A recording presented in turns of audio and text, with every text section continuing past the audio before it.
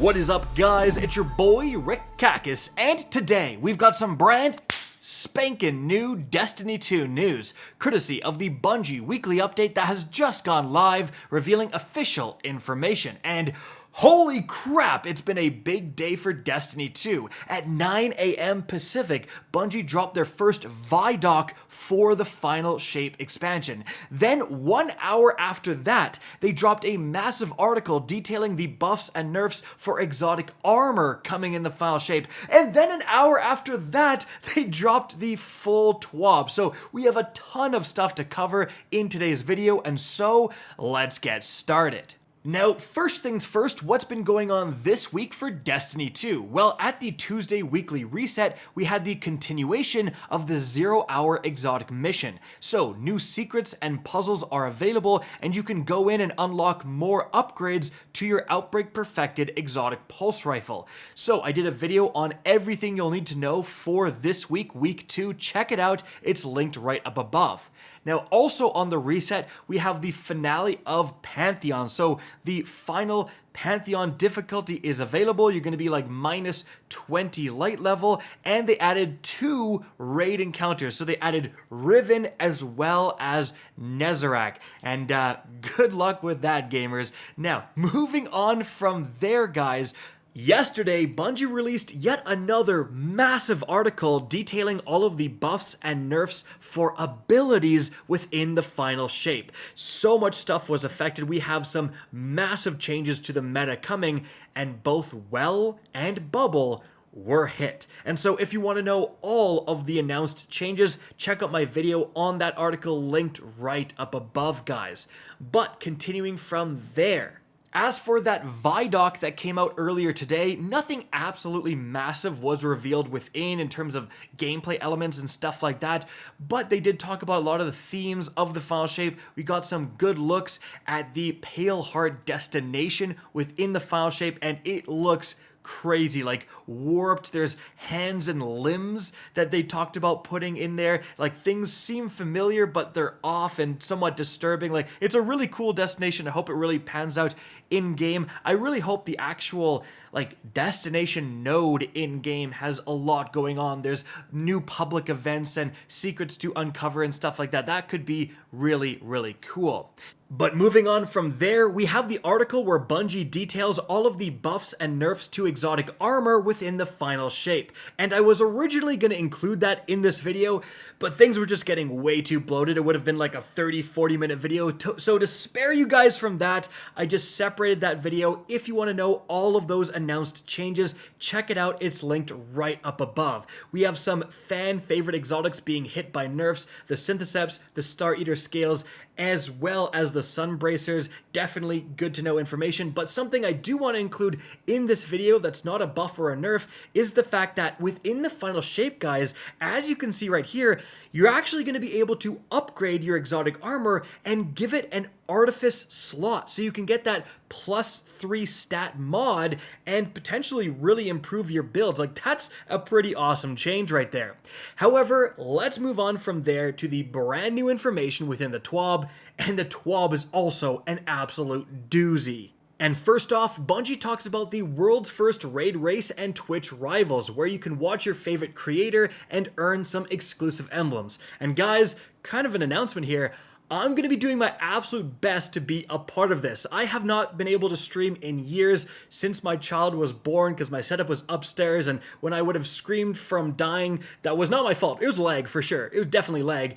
I would have woken up everybody, so I finally this month was able to move the setup down to the basement, so we've been making moves to start streaming again. Hopefully I can participate in this. Have not streamed on Twitch in a very long time, but will be also co-streaming it on YouTube, so look out for that, guys. And you can see those emblems right here.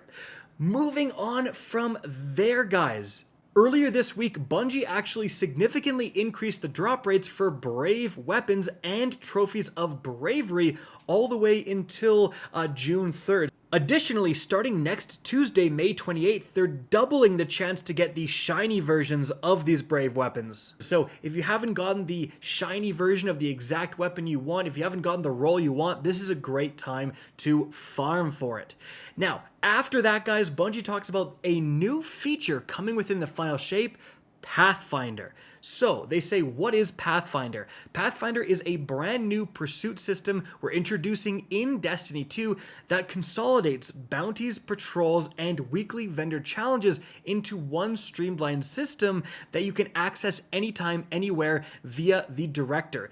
Different Pathfinders can be accessed from relevant screens of the Director by selecting the Pathfinder node or using a hotkey for quick and easy access to the system. And you have a screenshot of what that is going to look like right here.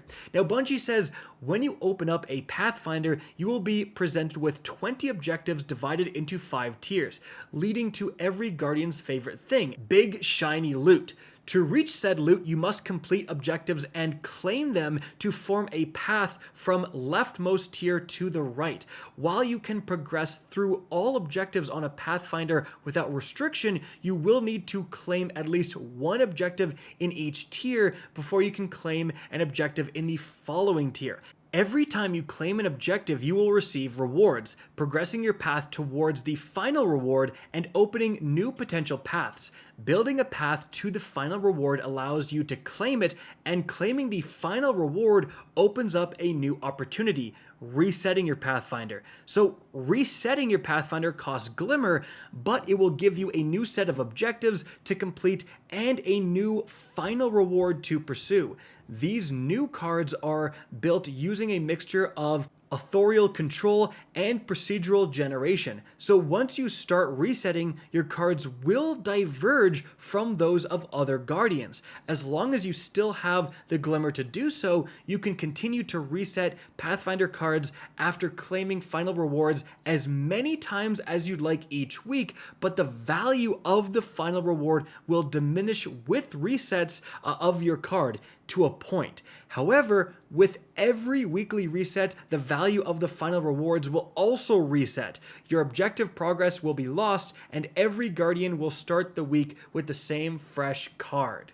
So they continue, saying the Final Shape will launch with 2 Pathfinders, one available to all Guardians that replaces the bounty systems and weekly challenges for our core ritual activities, and one that you will unlock in the Pale Heart as part of the expansion's campaign.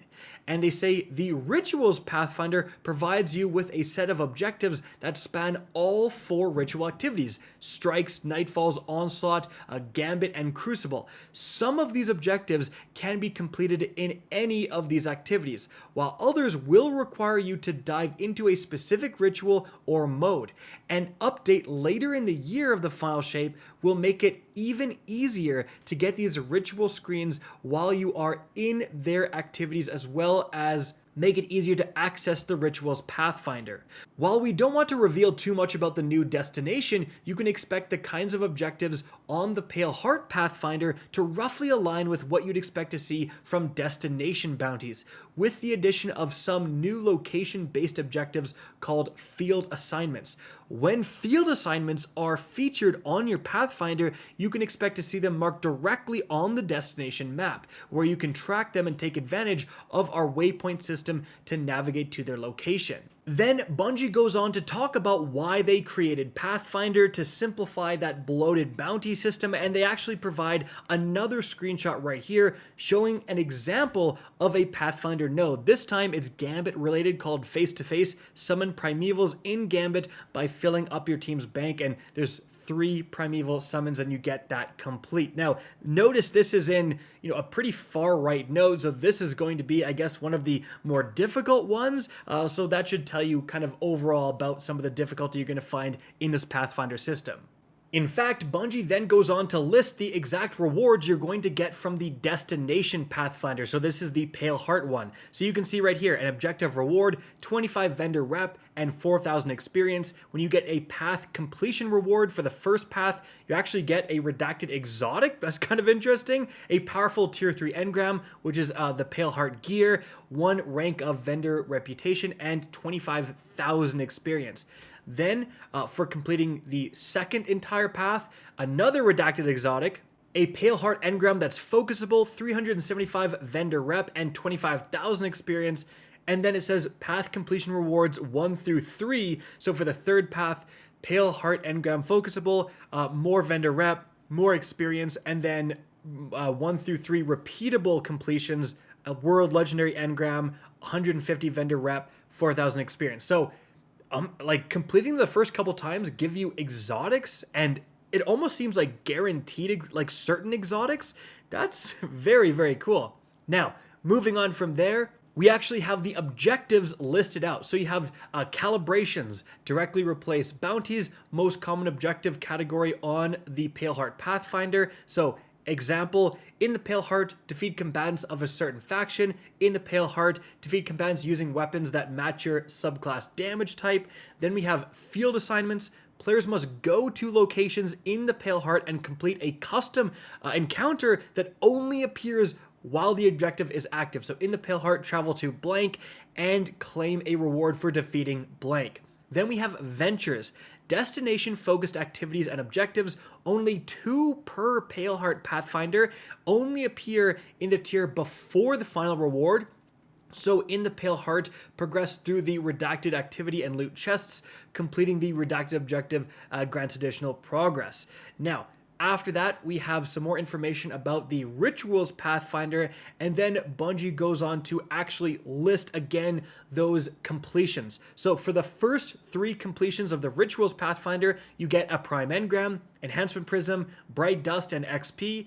And then the next 7 completions, Enhancement Prism, Bright Dust, XP. And then subsequent completions, like if you're going even more than that, Enhancement Core, Bright Dust, XP. But moving on from there, guys, Bungie is updating the quest tab, and you can see a new screenshot of what that is going to look like right here. So they say starting on June 4th, players will be able to set any quest category on the left column as default when you enter the quest tab. At the same time, all milestones will now show up on the quest tab, although they will not count against the total amount of quests and bounties a player can hold in their inventory, and you will still be able to hold up to 63 total. For players who want to keep everything more organized, we've also updated the quest tab so that tracking quests in individual categories will now bring them to the front of the sort order in the quest tab. And last but not least, if you hover over a quest in the quest tab, it will let you know when you can launch it directly from the details screen, so now it's more straightforward to get from checking it to playing it. Next up, they also updated the private match screen for both Crucible and Gambit, and you can see a screenshot of what that's going to look like right here. Now, moving on from there, guys, legendary shards. They are being removed from your inventory starting in the Final Shape, and you are getting no compensation. So if you have 30,000 legendary shards, you go down to 0, they're gone, and you get nothing. So, it's hilarious to see people argue over, what to buy from Xur. My brothers in Christ, buy literally everything if you can. Like, there's no other thing you're going to spend your legendary shards on. You need to get rid of them.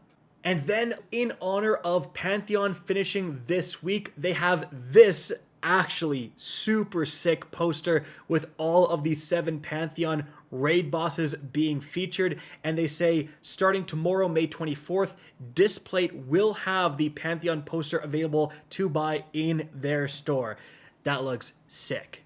After that, guys, another collaboration with SteelSeries and Control Freak was announced, and you can see that right here. And then the last thing we're going to talk about is very important. It's the Final Shape 24-hour downtime announcement. So Bungie says just before the Final Shape launches, Destiny 2 will be brought offline for 24 hours starting at 9 a.m. Pacific on June 3rd. So that means you gotta get everything done by June 2nd, basically. Like, if you're planning on grinding June 3rd specifically, making some new loadouts with all of the buff and nerf information, all that stuff, you gotta keep this 24-hour downtime in mind. And so, guys, that's it for the video. I hope you enjoyed and found this informative. If you did, please remember to help me out by simply rating and especially sharing this video. If you guys want to see more Destiny 2 content similar to this, don't be afraid to slap that subscribe button. If you want to get in touch with me and keep up to date with the latest channel activity, the best way is to follow me on Twitter at RickCacus. That is linked in the description down below. Again, I hope you enjoyed the video, and as always, have a good day.